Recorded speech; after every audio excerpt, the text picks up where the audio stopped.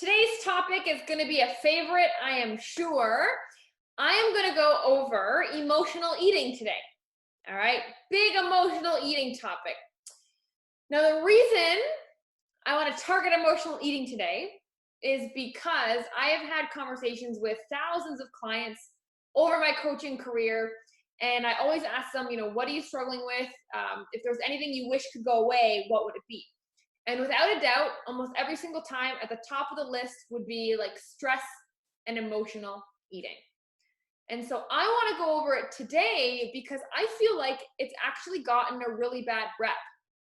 I feel like it's been blown way out of proportion and we're giving it way too much credit for our demise, right? And the reason I think it's kind of been blown so out of proportion is because think back to the last time you had like an emotional eating moment or a stress eating moment, right? What happens? You kind of don't know what's happening until it's done, right? You kind of snap back out of it. You realize, wow, that happened so fast.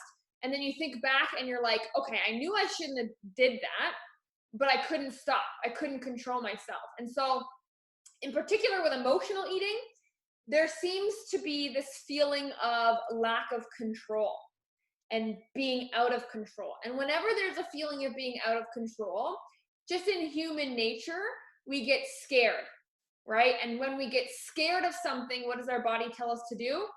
Avoid it. Protect yourself, avoid it. But here's the thing, when you avoid something, you can't learn from it.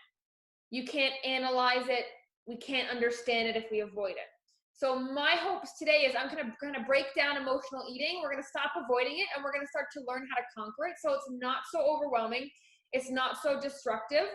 And you can have some control back and not feel so helpless to the point where you just kind of don't even realize what you're doing. Okay. Now, I want to start talking about this by asking you this question. Okay. So let's talk about the feelings of motivation and inspiration, okay? Do you agree or disagree that those are good emotions? Do you want those emotions along your journey? Yes or no? Motivation, inspiration. Yes? Okay. Now, let's take it to the opposite side. Let's talk about discouragement and defeat. Those feelings. Do we want to get rid of those along our journey as much as possible? Do you agree or disagree? We don't want those, we want those? Okay, we don't want those. Now, here's the funny thing. So let's take a look at motivation and inspiration, okay? They are random. They pop up in and out of your life at unscheduled times, and they're like a roller coaster, right? And when they come, they inspire you to act and change something, right? That's usually what happens. They come randomly and they make you act, right? But here's the thing we keep forgetting. Let's look at discouragement and defeat. Is that random? Does that pop off unscheduled? Does that cause an action? It does, right? So motivation and inspiration actually has the exact same effect as discouragement and defeat do. All we're doing is assigning meaning to positive and negative. All we're doing is that we've trained over the years that when we're motivated, we act positively, right? And then when we think of negative emotions, we act negatively, right? But if we look at the emotions, they cause the same outcome. We've just assigned which outcome it's going to be, but they both cause an action, right? And so here's the funny thing. Both of them cause self-sabotaging habits, right? Let's look at the positive emotions. You ever been really successful, really proud of yourself, so you reward yourself a little bit too much? You've been there, right? You ever been celebrating something and celebrate a little too much, right? So it doesn't matter if there's a positive or a negative emotion, they both come with equal self-sabotaging habits, right? So what do we do with that information? So the first step in fighting and taking control back of emotional eating is realizing that you actually have a choice in how you react. It is not set in stone and predetermined for you. Because here's the thing, you know, we can have the same stimulus over and over again. We're allowed to act differently every time, right? So think of a time. Have you ever been called fat before? Has someone ever actually called you fat? And did that piss you off? Did that offend you? Maybe even make you cry a little bit? Yeah. And then if I called you fat today, would you get as upset? Would you be like, no, I'm changing it, I'm okay with that, right? So same stimulus, different reaction. So you've proven to yourself that even though you get stimulated and stressed out and emotional from the same triggers, you know, tough day at work, fight with the husband, even though those same triggers will keep popping up, you can choose a different reaction. The only problem that has been happening is you have been choosing the same action for all these years and it's now become automatic, right? So automatic that we don't even think about it. It's like blinking, right? Do you realize you're blinking right now? Well, you didn't before I said it. Now you're all counting your blinks, right? Same idea. You're controlling your blinking. Your body is telling you when to blink, but you've gotten so good at it, it requires zero energy in your mind to do, right? So the first step, like I said, with combating that emotional eating is realizing that you actually have a choice. Positive emotions can equal positive or negative reactions. Negative emotions can have positive or negative actions. That's your choice, okay? That's the first thing I want to go over. Now, next thing is this. So the problem with now kind of rewiring this behavior is that for so long, we've had this cause and effect, right? Trigger happens, I feel like X, Y makes me feel better, right? I have a tough day at work, I feel stress, food calms my stress, right? And for so long, that has been the equation, that has been the series of events that you have now indirectly correlated stress and food together, right? An automatic stress reliever in your brain is food. That has happened so many times that you don't doubt that. You believe so deeply in your subconscious that that is true, that fact is true. Food makes me feel better, right? And it's like a horoscope, right? I'm not talking about if horoscopes are real or not. That's a whole other conversation. But let's talk about like a magazine horoscope. You think the people writing those horoscopes are pretty qualified, or do you think they're probably copying and pasting something, right? And so if you read it and you look for meaning and you look for connection, you're gonna be like, oh my God, that's me. Oh my God, I'm going through that. Oh my God, right? But then if you read the Cancer horoscope, then you read the Scorpio, then you read the Leo, you can find connections in all of them if you're looking for it. So you have been assigning connection and meaning to food all this time without even realizing it, right? You've been reading horoscopes and believing them because you found it. You assigned the meaning yourself, right? So the good thing with meaning is that it can be interpreted. It can totally be interpreted and changed to the person who is assigning the meaning, right? And so how do we take this? So like I said, trigger, cause the feeling, cause the action of usually eating, right? Here's the thing we forget. It is not the food that made you feel better. It's the amount of time it took you to eat the food. Why?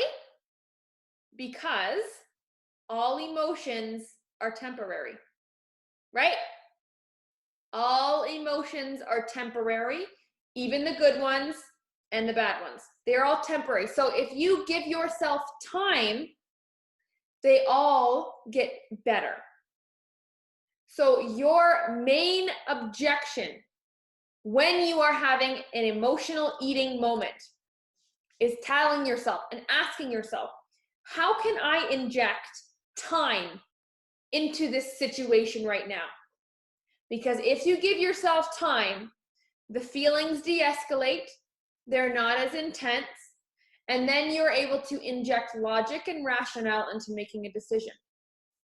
That is what you are missing That is the simple solution. Ask yourself, how can I inject time? Because it's not the food that made you feel better. It's just the food distracted you while the time was passing as the emotions got less heated. That's the distinction we have to make here, ladies. So anytime you get stressed out, you get emotional, you have to tell yourself, these feelings are temporary. I need time, let's say 20 minutes, 30 minutes, where I'm not going to make a decision to eat or not eat. I'm just going to see where my emotions are in 30 minutes. And then in that 30 minutes, what happens is you either are able to make a much better decision because emotions aren't high, or you're able to make a better decision, maybe not perfect, but a better decision, right? Instead of an entire row of Oreos, you just have maybe 3, right? Or you end up making the same decision you would have if you didn't wait, but you interrupted the pattern by waiting. So whatever you do, there's always going to be a good outcome from injecting time. Time heals everything. Isn't that the famous saying? Right? So think about the thing either most recently that caused these like negative emotions, or something that you know that's coming up where you're going to feel negative emotions, and then ask yourself, how can I inject time into that? And then during that time, you have conversations with yourself, right? We all have crazy conversations with ourselves, very fast conversations where we either fight an urge, we give ourselves permission to give into an urge. We have conversations. The more time, the more logic you can inject, and then whatever happens at the end of that time that you've set for yourself, the least that has happened is you have interrupted and disrupted the pattern that you've been following for years. That's the least, right? Best case scenario, you're in your right mind, you can completely walk away and you've just completely rewrote a habit. So there's always a good thing that's going to come out of injecting time into a situation. It's not hard to do, and you don't have to do that with the intention of making a better decision, because sometimes that's too hard.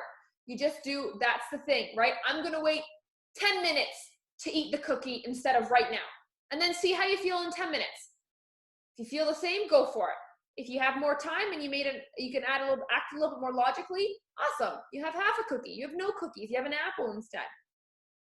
That is how we rewrite these. We cannot get rid of emotional eating completely, okay? But what you can do is realize that negative emotions, you have a choice to respond positively, right?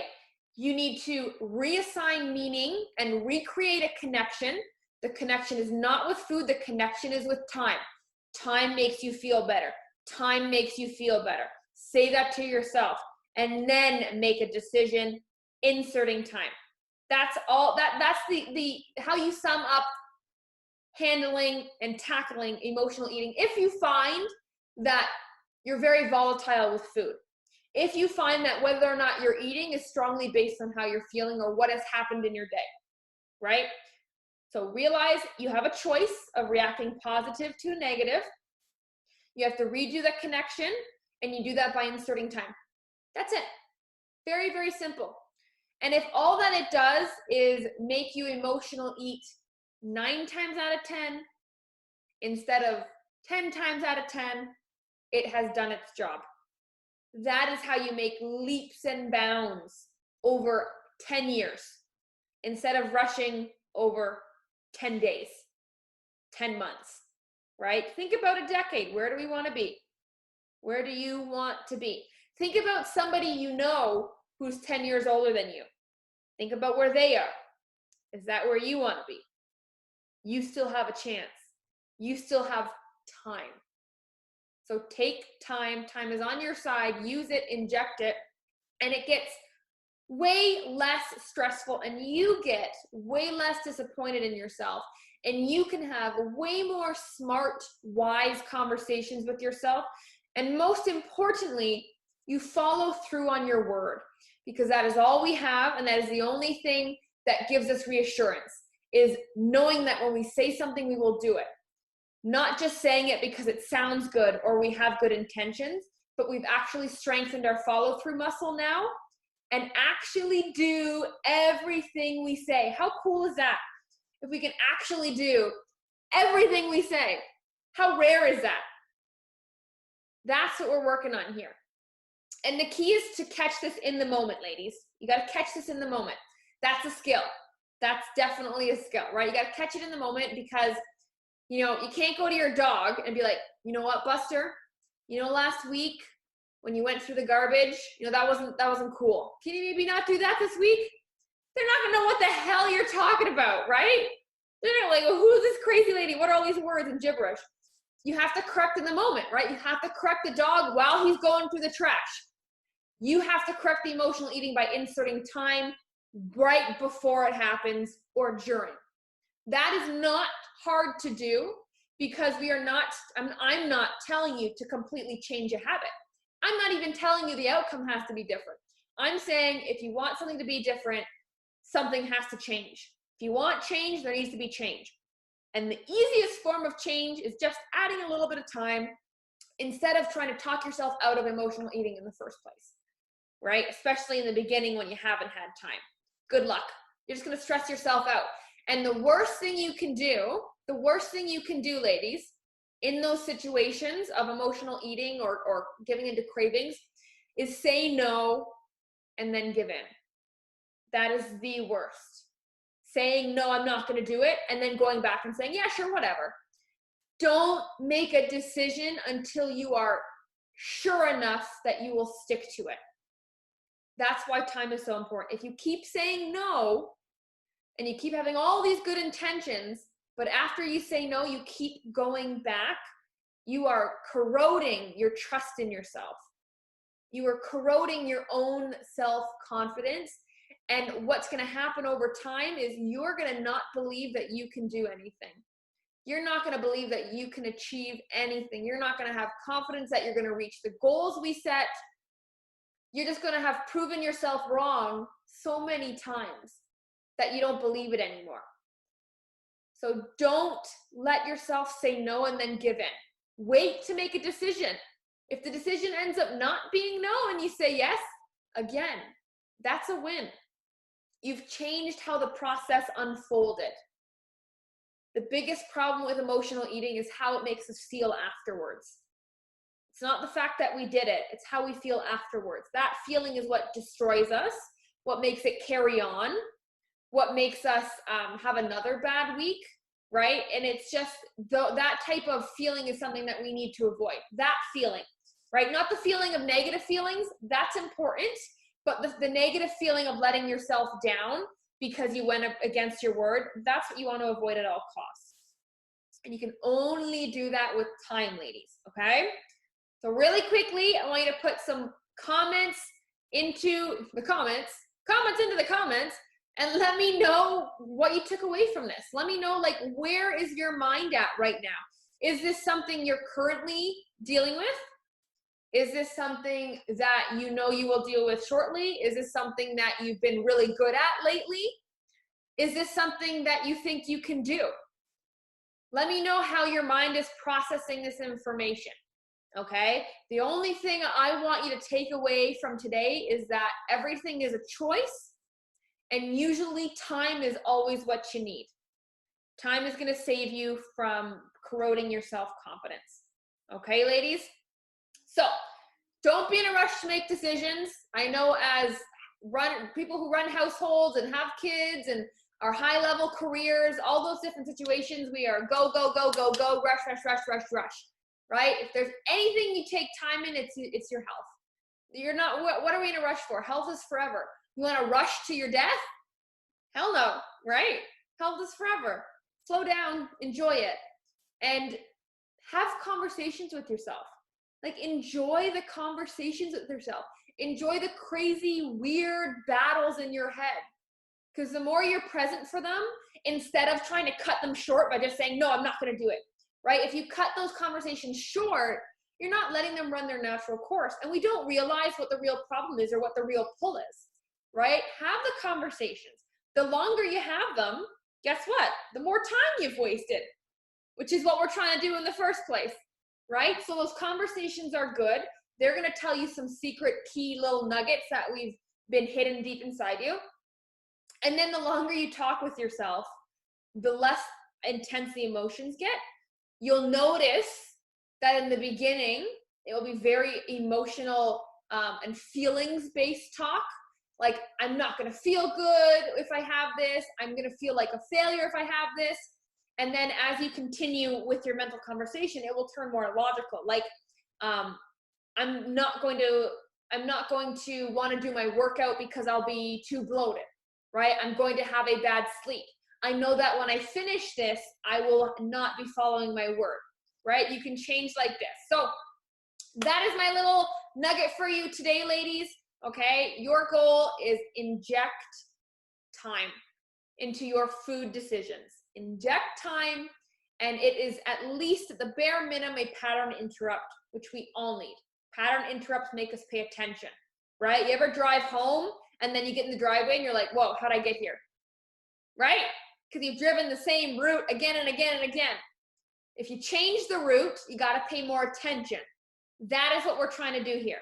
Changing the route, getting you to pay attention so you can make the right decision in the long run, so that little right decisions compile over time and you've protected yourself for the rest of your life instead of just for the first couple months of your weight loss journey. We want to protect you for your whole life.